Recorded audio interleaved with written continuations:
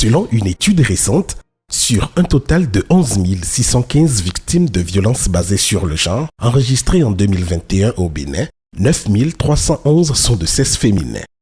Par ailleurs, la planification familiale, premier pilier dans la stratégie pour la réduction de la mortalité maternelle, reste faible à 12,4%. Pourtant, le Bénin a adhéré aux accords et documents internationaux relatifs aux droits humains et à la santé, y compris les droits en matière de sexualité et de reproduction. En 2012, le pays a adopté la loi numéro 2011 du 9 janvier 2012 portant prévention et répression des violences faites aux femmes. Il existe en outre un plan d'action national de lutte contre les violences basées sur le genre, élaboré en 2012 et actualisé en 2017. De plus, le Bénin a voté en octobre 2021 une nouvelle loi pour améliorer le contexte juridique relatif aux droits en santé sexuelle et reproductive, DSSR.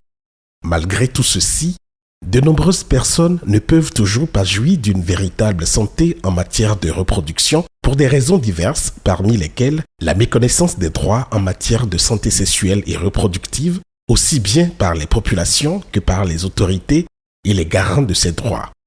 C'est dans le but de corriger cet état de choses que l'Agence nationale des soins de santé primaire du ministère de la Santé, avec l'appui technique et financier de l'OMS, a initié l'organisation de séances de plaidoyer et de vulgarisation des droits en santé sexuelle et reproductive en faveur des leaders communautaires dans les 12 départements du Bénin.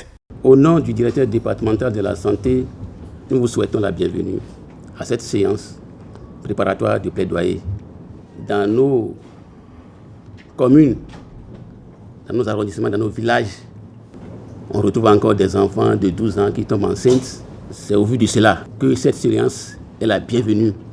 Cette thématique est d'actualité et l'OMS s'engage à accompagner le pays, les différents départements, dans la lutte contre les violences basées sur le genre et dans la promotion de la santé sexuelle et reproductive et droits connexes.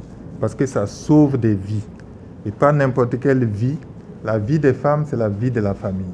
La réalisation des droits de nos enfants et de nos femmes préoccupe tout le monde. Préoccupe le gouvernement au plus haut point, préoccupe tous les partenaires et surtout l'OMS.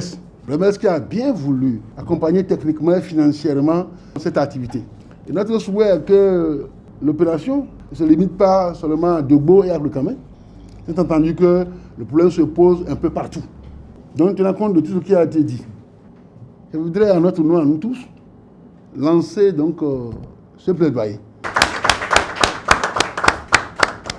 Donc, Bounima Dimio, planning kono hen hogbrea, e kono zomba visin ta kono gba, e kono zomba visin afolo kono wea, o mon lewe, nou e kono mi union sin namele, e wa yo voze wo wasonde wu. Donc, Bounima Dimio, il met des blocs planning, bon mon dami do ho, et dans ses portes d'auto. Mais non do, bon non déroulé, et ne la sou comme non c'est. On doit dire on est dehors soit à temps. Après soit à temps mais on a d'autres problèmes debout. Il a hunde de magnonia. Il y a d'autres ni ben blo devo. Tomi vo. Désormais bien outillés, les leaders d'opinion, leaders religieux, responsables d'associations et autorités locales des différentes communes visitées auront à charge de partager ces précieuses informations avec des populations de leur localité pour une meilleure santé sexuelle et reproductive de toutes et de tous. Le non-accès au planning familial dans nos foyers, les grossesses non désirées dans les milieux scolaires créent beaucoup de problèmes. Comme l'OMS et notre ministère de la Santé, les deux se sont réunis aujourd'hui.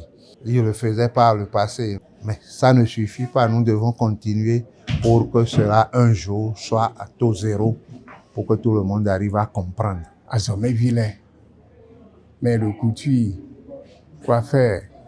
Venez prendre pour le secours vilain. Nous bilo, c'est nous mien. Avant milo di don nous et maman et aussi c'est. Des miwa d'odion. Mijehobio, Minairo, famille, balai de nuit. Ntihawe, mi ochu enyi 500 gao, tihawe mi asenga be mi do ehia. le miwo ni ahosu dɔwɔtɔwo ya totome ahosuse ma do alo le metɔwo ya nti ha mi ado jan le mi gbɔ emi ase ŋa sɔ kplɔ mi do emi ase ŋa wa dɔlɔ yi ejan kɔtɔ mi akplan lɔ mi amɔnjɛ me evetɔ lɔ mi abɔdo mi lɔ mi ayi do ŋɛ lɔ. Étant déjà une femme leader, nous avons nos groupements de femmes que nous sensibilisons déjà. Donc, le message est bienvenu. Nous allons encore appuyer ce que nous leur disons pour qu'ils prennent le message et s'appliquer pour que la communauté soit équilibrée comme l'État le veut. Mon travail, mon rôle est que de sensibiliser les femmes dans les communautés sur le PF. Quand elles apprennent à parler par les autres comme ça, d'autres ont envie de le faire. Elles viennent vers moi pour me demander, tel que celle-ci là explique cela, comment nous allons faire. Je les avance vers les centres de santé parce qu'ils nous ont formés sur ça. Il faut noter que sur le terrain, des efforts sont faits. Grâce bien sûr à l'accompagnement technique et financier de tous les partenaires, y compris donc l'OMS. Au cours de l'année scolaire 2018-2019, on était autour de, je vais dire, 48 grossesses en milieu scolaire. 2019-2020, nous étions autour de 22 grossesses en milieu scolaire. Et 2020-2021, ça tourne aujourd'hui autour de 18. Pendant que dans nos départements, les gens sont autour de 200-400 grossesses en milieu scolaire. Sur ce plan, je dois dire que les parents nous ont écoutés.